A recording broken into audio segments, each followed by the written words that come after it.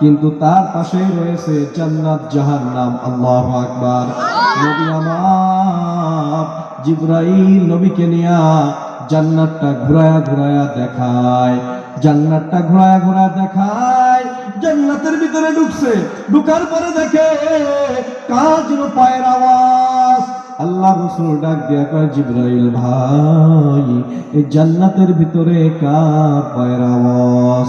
নবীজিকে জিবরাইল ডাক দিয়া কয়, ওগো হাবিব, এটা হলো আপনার আদরের সাহাবী, কালো সাহাবী বেলালের পায়ের আওয়াজ। আল্লাহু আকবার।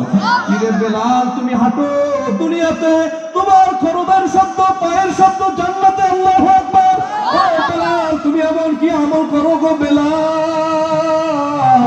বেলালের হাসি রাদিয়াল্লাহু তাআলা ডাক দিয়ে বলে, ওগো আল্লাহর রাসূল, আমি কোনো আমল ছাড়ি না, তবে একটা আমল জীবনে কখনো ছাড়ি না। কোন আমল ছাড়ো না রে বেলাল? ইয়া রাসূলুল্লাহ, আমি যখন ওযু করি, ওযুর পরে তাহিয়াতুল ওযু 2 রাকাত নামাজ আদায় করি। আল্লাহু আকবার। এই 2 রাকাত নামাজ আমি ছাড়ি না।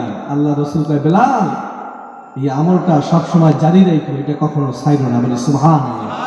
কখনো ছাইরো না, আমলটা জারি রাখো। আল্লাহ তাআলা